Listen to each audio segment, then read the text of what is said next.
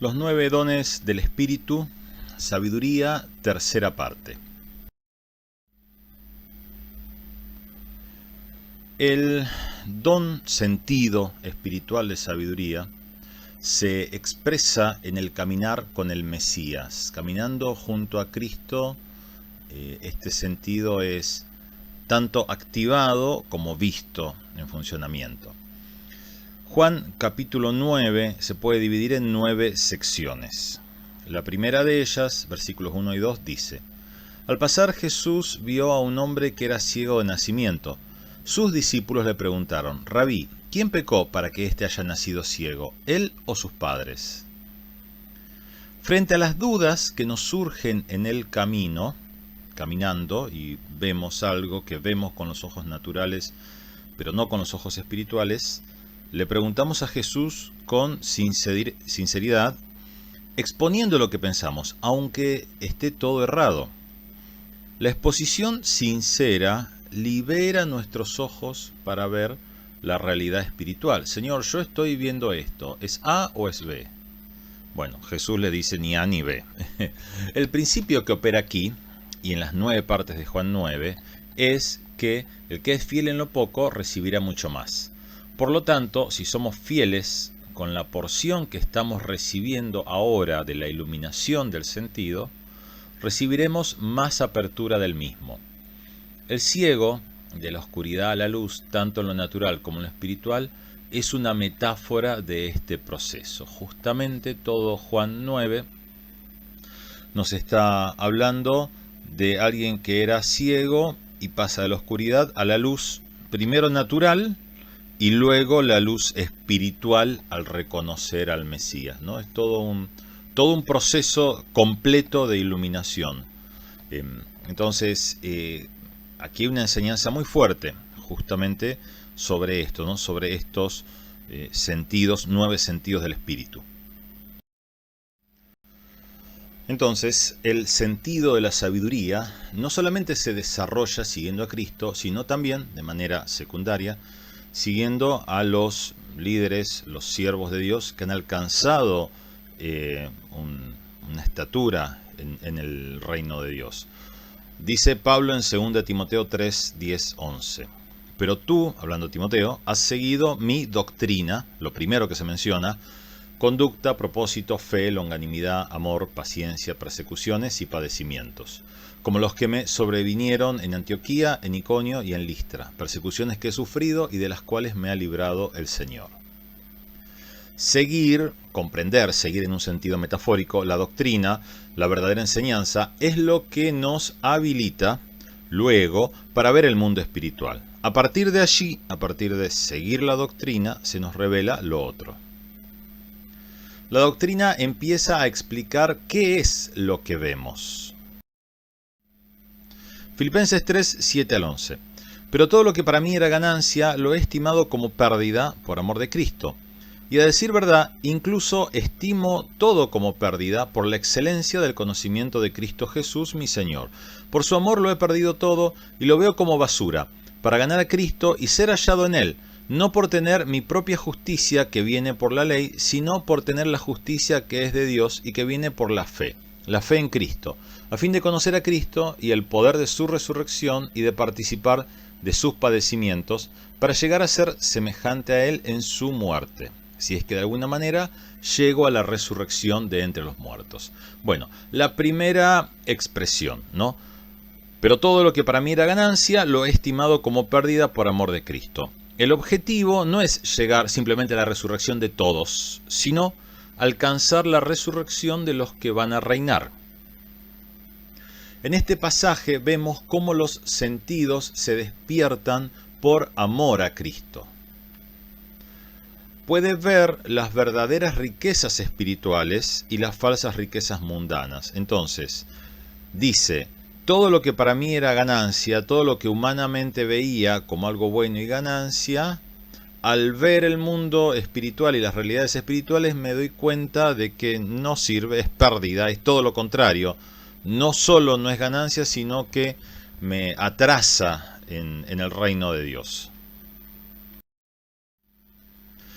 En estos versículos anteriores, Pablo está desarrollando los 9 motivos de confianza en la carne, todo lo visible y humano que aparentemente tenía valor espiritual, lo que una persona buena hubiera deseado con la buena intención de su alma.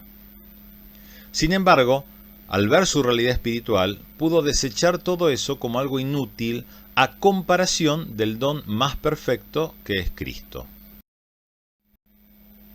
En Filipenses 3, del 3 al 6, en los pasajes anteriores, Pablo está desarrollando algo similar, ¿no? ¿Qué pasa cuando nos alejamos de la justicia religiosa, de pretender obtener nuestra justicia por medio de lo que la carne estima, la naturaleza humana, la carne estima como obras piadosas? Porque nosotros somos la circuncisión, dice Pablo, somos los que servimos a Dios en el Espíritu, los que nos gloriamos en Cristo Jesús y no ponemos nuestra confianza en la carne. Cuando Pablo dice nosotros somos la circuncisión, él está diciendo nosotros, esta vez la iglesia, es la verdadera circuncisión, no la circuncisión hecha en la carne. Aunque también yo tengo de qué confiar en la carne. Si alguno piensa que tiene de qué confiar en la carne, yo más. Fui circuncidado al 8º día y soy del linaje de Israel, de la tribu de Benjamín. Soy hebreo de hebreos y en cuanto a la ley fariseo, en cuanto a celo perseguidor de la iglesia, en cuanto a la justicia que se basa en la ley, irreprensible. Esto contrasta con la expresión, pero todo lo que para mí era ganancia lo he estimado como pérdida por amor de Cristo. Todas estas cosas son las que eran ganancia para Pablo antes. Cuando nosotros ponemos nuestra esperanza en las credenciales humanas religiosas, no sé, puede ser mis títulos de seminario, mis años de creyente, mi posición dentro de la iglesia, etcétera, etcétera. Cuando estamos poniendo en nuestro corazón la esperanza en eso, se cierra el sentido espiritual de la sabiduría. O sea, dejamos de ver. Lo primero, son 9 sentidos, todo empieza por ver qué se está moviendo, y viceversa. El sentido de la sabiduría puede corromperse totalmente por el orgullo y la destrucción nacional, ¿no? Procesos, repito, a nivel de naciones, de individuos y de naciones. Isaías 5, 18 23 es todo el pasaje. Dice, ay de los que atraen la iniquidad con cuerdas de vanidad y el pecado con correas de carreta. Luego sigue con 9 ayes y menciona a partir del 24 el juicio que va a venir sobre esa nación.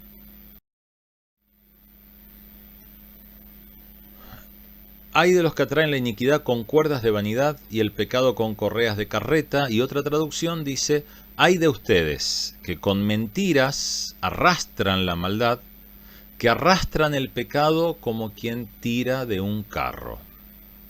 La corrupción es tomar esa realidad espiritual que se está viendo para hacer acercar, para establecer todo lo malo que hay allí, incluso de manera consciente y trabajosa. O sea, aquí hay un esfuerzo para establecer lo malo. Las personas que siguen a los que hacen esto, son anuladas en su sentido de la sabiduría, y los que lo hacen han corrompido completamente este sentido para ponerlo totalmente en manos del enemigo. En el mismo sentido, Deuteronomio 18, 9 al 14, menciona lo que no debía hacer Israel y que hacían las otras naciones totalmente corrompidas que Israel debía destruir. Esta era la causa justamente por la cual Dios había decidido expulsar a esas naciones, había decidido destruirlas. Entonces se menciona 9 acciones. Que no haya en ti nadie que haga pasar a su hijo o a su hija por el fuego, ni nadie que practique la adivinación, ni sea agorero, ni sortílego, ni hechicero, ni encantador, ni adivino, ni mago, ni nadie que consulte a los muertos. La primera expresión es nadie que haga pasar a su hijo o a su hija por el fuego. Esto es el sacrificio más repugnante para Dios. Es lo primero que se menciona porque es lo que Dios más aborrece. En relación con esto, justamente el aborto, que está totalmente vinculado con este tipo de sacrificios, es aquello que Dios más aborrece. Porque esto es lo que le da más poder al enemigo y es el sustento energético de toda la vida, la energía que toman de esos sacrificios, es lo que le da la fuerza para todas las otras prácticas. Ese es su alimento, entre comillas, con el cual ellos toman el poder para seguir manifestándose en la tierra. El fuego es la manifestación poderosa de Dios. Cuando se corrompe esta imagen, se usa para traer la manifestación más poderosa del enemigo. Bueno, es obvio, el enemigo no tiene nada que le sea propio. Todo lo que hace es copia de lo de Dios. Este sacrificio, como dijimos, trae a los demonios porque les da mucho poder y los hace visibles. Implica la total corrupción del sentido que permite ver la naturaleza espiritual de lo que vemos con los ojos visibles, ya que desconoce la imagen de Dios en los niños. Algo tan valioso, tan querido al corazón de Dios como son los niños, las personas que hacen este sacrificio, lo están desconociendo. Ni siquiera están viendo con sus ojos naturales. Es la total distorsión visual, porque al ver a Satanás y a los demonios, los ve como buenos y deseables, justamente. Ahora, hay formas más sutiles. Los hijos no únicamente son estos hijos que literalmente se tiran a los sacrificios, sino también, en relación con esto, los discípulos, los hijos espirituales, los aprendices, y el sacrificio por fuego puede ser cualquier forma de entregar a estos hijos en un altar extraño, con un fuego extraño. Es decir, una manifestación de poder, de fuego de Dios espiritualmente hablando, pero que no procede de Dios. Cuando los entregamos a eso, ya sea que nosotros mismos estemos trayendo un fuego extraño o los llevemos a esos ámbitos de fuego extraño, de alguna manera estamos cayendo dentro de este pecado. Es la entrega máxima porque de allí muy difícilmente vuelvan ellos, al ser, digamos, inocentes, todavía ignorantes en muchas cosas. Cuando son tomados por ese fuego extraño, es muy difícil salir de allí. Esto es entregarlos, regalarlos a un poder extraño que está muy bien diseñado para cooptarlos por completo.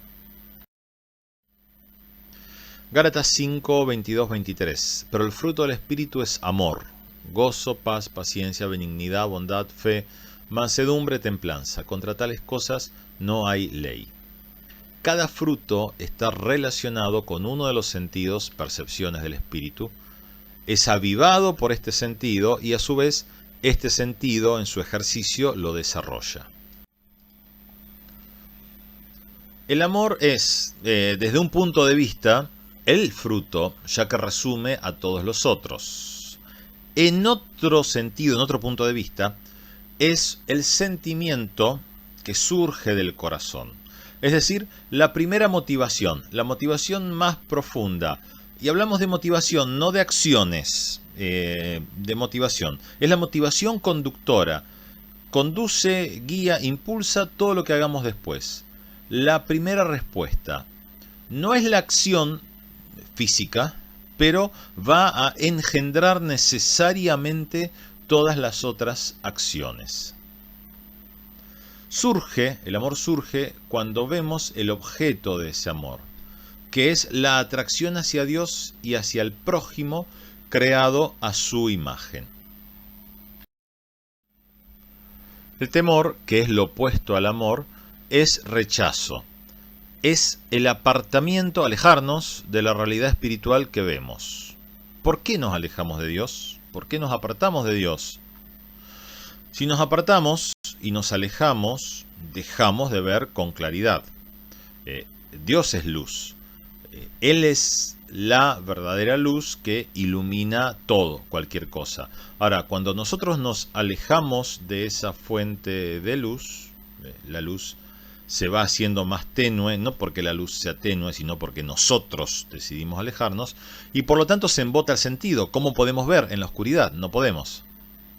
Si nos acercamos a Dios por amor, Él, que es luz, nos ilumina y empezamos a ver todo con claridad. El falso amor es conveniencia. El falso amor es un acercamiento de costado que nos permite ver algunas cosas. Digamos, ponemos la lamparita de costado.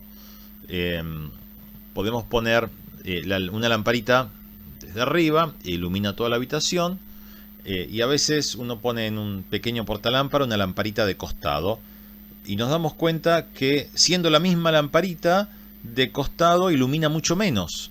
Se ve mucho menos. Justamente cuando nos acercamos de esa forma de costado, podemos ver algunas cosas, pero en penumbra. También hay engaño. Muy bien, así terminamos esta parte y continuamos viendo otros textos en el próximo video de esta serie sobre sabiduría.